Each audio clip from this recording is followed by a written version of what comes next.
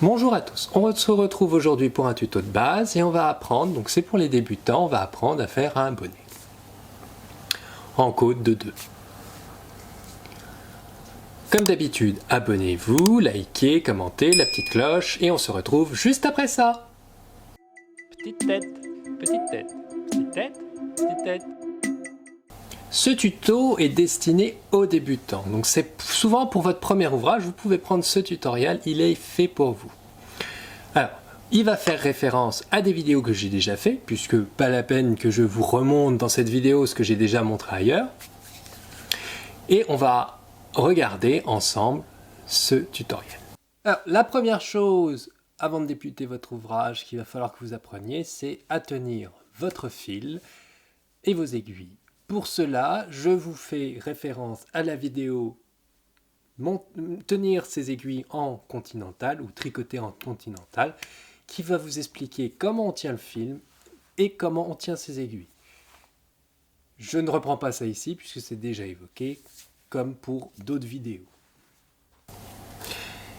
Donc, premier point, il va falloir apprendre à lire un patron. Donc, je mets dans le petit i la référence à la vidéo qui parle de lire un patron. Je vais en reparler aussi là, ne vous inquiétez pas, on va le lire au fur et à mesure. Deuxième point, il vous faut du matériel. Donc, le matériel est indiqué dans le patron. C'est la première chose à lire. On va voir qui c'est prévu. Pour, déjà, on vous donne les tailles. Donc, c'est du taille 52-56 de tour de tête ou 58-61. Il y a deux tailles de prévues dans ce patron.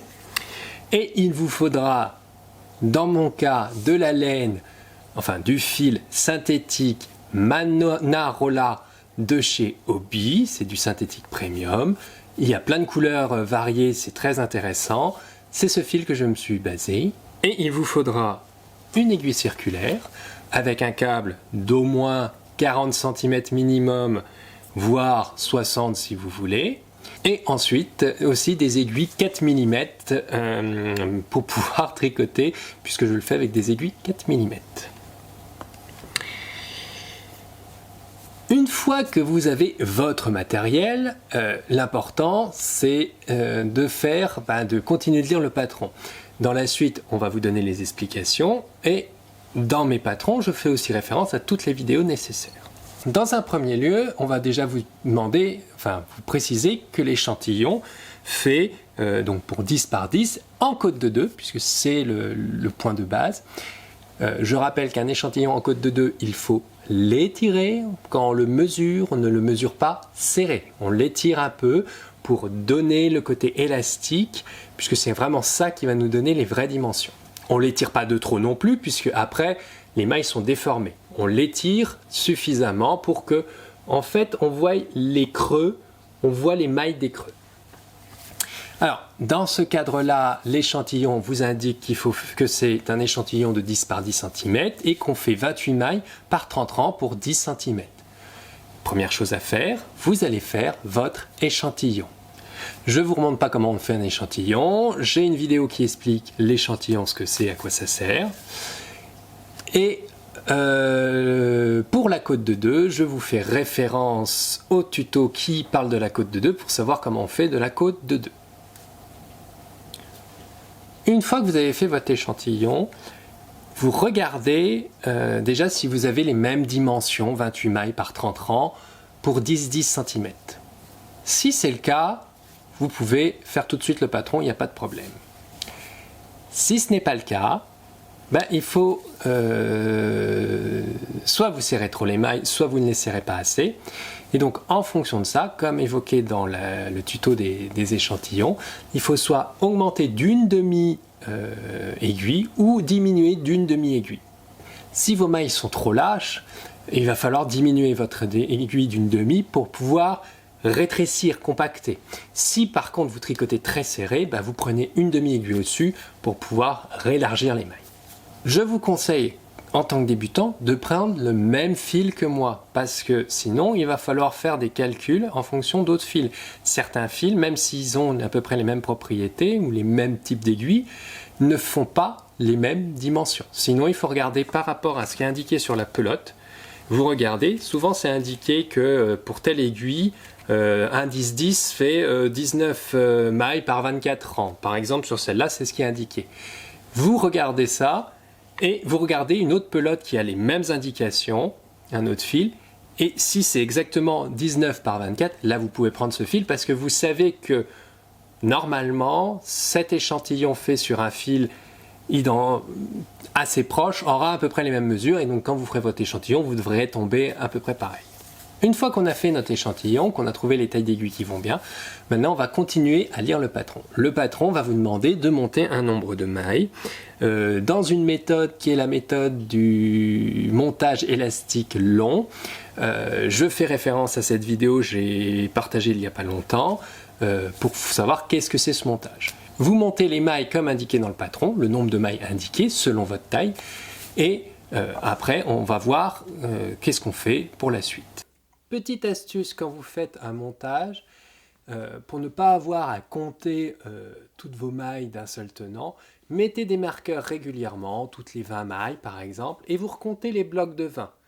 C'est-à-dire que si vous avez validé un bloc de 20 qui a bien 20 mailles, vous savez que celui-là il est complet. Vous faites ça sur tous vos blocs de 20, plus les mailles qui restera, et après vous comptez le nombre de blocs de 20 que vous avez, et de 20 mailles, et donc vous savez combien vous avez de mailles au total. C'est une méthode très facile qui permet, par exemple, pour certains ouvrages où on demande 500 mailles à monter, ce qui est le cas de certains de mes ouvrages, on ne peut pas compter 500 mailles d'un coup, c'est impossible. Donc en fait, il faut le faire par bloc comme ça. Et sur des gros blocs, ce que je fais souvent, c'est que je compte 20 par 20. Et une fois que j'ai validé ces 20 sur 100, par exemple, je ne laisse plus qu'un marqueur au niveau de 100. Parce que je sais que tout ce qui est avant a 100 mailles, parce que je les ai validées. Et je recommence. Ce qui fait qu'après, j'ai plus que des blocs de 100 et ainsi de suite. C'est une technique. Une fois que vous avez fait votre montage, ce qui est mon cas là, j'ai fait pour un tour de tête de 58 à 61. Et maintenant, donc on va lire les instructions. Donc pour le tour 1, on va faire ce qu'on appelle le Magic Loop. Je remets en référence aussi cette vidéo si vous voulez aller voir de plus près. Le Magic Loop est très simple à faire et on vous dit bien, pensez bien à mettre un marqueur dès que vous commencez, puisque c'est quelque chose que j'oublie souvent, donc j'ai précisé en tant que débutant, il faut mettre un marqueur. Je vais vous montrer là comment on fait et en même temps je vais vous faire le premier rang de code de 2. Alors, comme je vous le disais, il vous faut des marqueurs, au moins un. Alors, vous pouvez trouver ces marqueurs entre autres ou d'autres marqueurs. On a tous les prix entre 1,50 € et ceux-là sont à 40 € car ce sont des marqueurs de luxe. Vous pouvez les trouver donc sur la boutique de l'association, donc ça aidera l'association. Le prix est variable comme je le disais. Alors si vous vous abonnez à l'association donc pour 20 € par an, vous avez le droit aussi à 75% sur les patrons de réduction et 5% sur tous les autres produits. Voilà. Pour le moment, les autres produits sont qu'à 5%, en attendant que l'association se lance. Plus j'aurai de monde, plus je serai capable de réduire le prix pour les adhérents. Donc voilà, n'hésitez pas, ça aide beaucoup, ça permet de continuer de faire toutes ces vidéos, de pouvoir d'ici quelques temps participer sûrement à des échanges et autres. Revenons à notre patron, donc on va faire du Magic Loop. Donc le principe, si vous avez regardé la vidéo, c'est d'avoir toutes les mailles réparties sur les aiguilles. Donc si vous n'avez pas d'aiguille,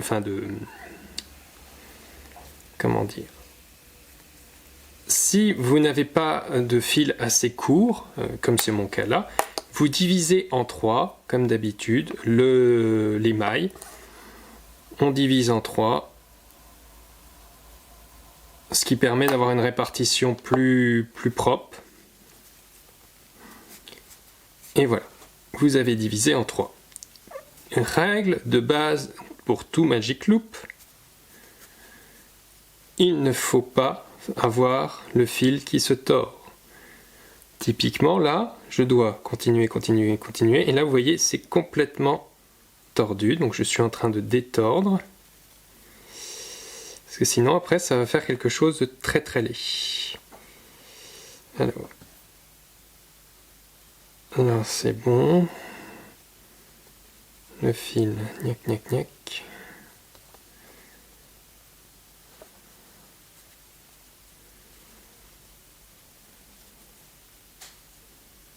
Donc c'est l'étape la plus complexe, c'est de ne pas tordre le fil. Une fois que vous avez aligné vos fils, vous pouvez commencer le Magic Loop.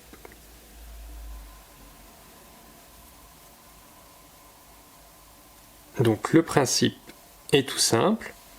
On prend bien le brin de fil qui est du côté de la pelote, pas l'autre. L'autre pour le moment on le laisse de côté. Donc chez moi c'est celui-là.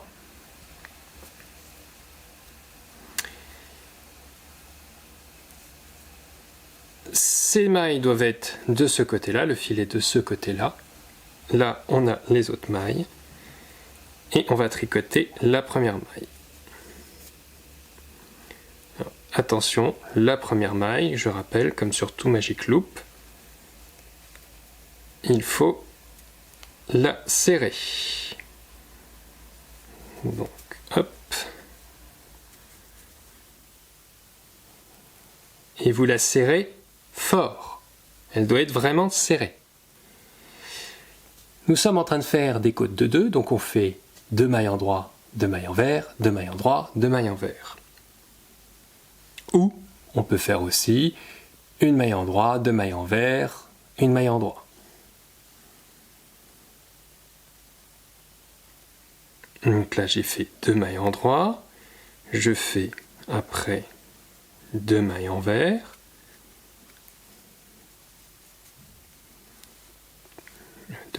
pardon.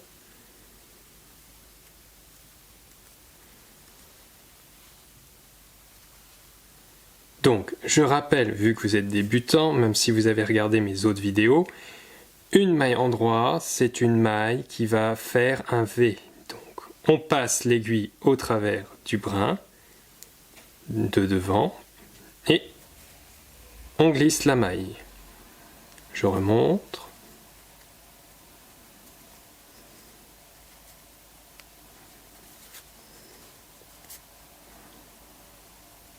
Le brin envers, on passe le fil devant, on glisse toujours au travers de la maille de devant par derrière, et ça fait ce qu'on appelle une bouclette. Vous voyez ici, j'ai fait une bouclette. Si je relâche, ça fait une boucle. 2 brins endroits, et si on regarde ici, ça fait un V. Ici, c'est un V qu'on a. Les 2 brins qui partent de chaque côté. Donc, les mailles endroit, rappelez-vous, c'est celles qui font des V. Les mailles envers, c'est celles qui font des boucles.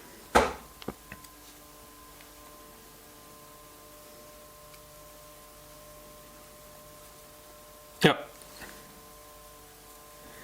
comme vous avez pu le voir, j'ai totalement oublié de mettre le marqueur.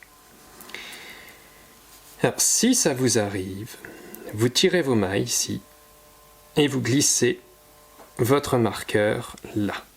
Puisqu'on repère bien, ici on a commencé à tricoter, ici on est sur le fil d'ailleurs qui est le fil qu'on a tiré en plus. Et on remet le marqueur. N'oubliez pas votre marqueur, je l'ai marqué sur le document, et je l'oublie à chaque coup, c'est pour ça que je le remarque sur le document. Il faut que vous ayez mis ce marqueur, de tous les cas, avant de finir le premier rang. Sinon, vous ne saurez pas où est le début du rang. Puisque en Magic Loop, le problème, c'est qu'on ne voit pas où est le début du rang. On pourrait le repérer, mais c'est plus facile d'utiliser un marqueur, il ne faut pas se compliquer la vie. Vous continuez comme ça vos côtes de 2. Comme on est en Magic Loop, on fait toujours la même chose. Sur les rangs suivants, on tricote les mailles comme elles se présentent. Donc je rappelle ce que c'est que de tricoter les mailles comme elles se présentent. Si vous voyez un V, vous faites une maille endroit. Si vous voyez une bouclette, vous faites une maille envers. C'est pour ça qu'il est important de comprendre comment sont construites les mailles. Et donc c'est pour ça que je vous ai expliqué qu'une maille endroit, ça fait un V, qu'une maille envers, on a une bouclette. Elle passe par-dessus le brin. sur le patron, on vous indique de continuer comme ça pour 20 à 23 cm, ce qui fait à peu près pour cette laine le nombre de rangs indiqués dans le tour. On commence du tour 2 jusqu'au tour indiqué dans le patron. Et on continue donc jusque là. Je vous reprends, moi je vais continuer, je vous reprends quand j'en suis ici.